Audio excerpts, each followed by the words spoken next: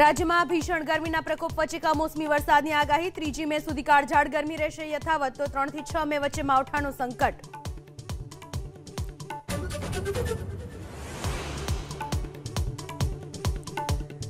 જનતાને મોંઘવારીનો વધુ એક માર, અમૂલ દૂધના ભાવમાં પ્રતિ લીટરે ₹2 નો વધારો, નવો ભાવ વધારો અમલી।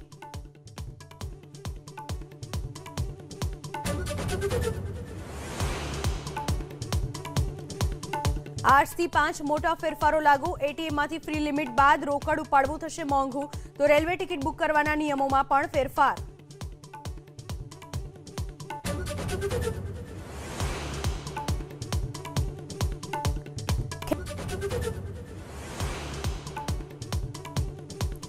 દિલ્હીમાં પ્રધાનમંત્રી આવાસ પર મોડી સાંજે મળી મહત્વની બેઠક, એનએસએ ડોભાલ અને વિદેશ મંત્રી બેઠકમાં રહ્યા ઉપસ્થિત।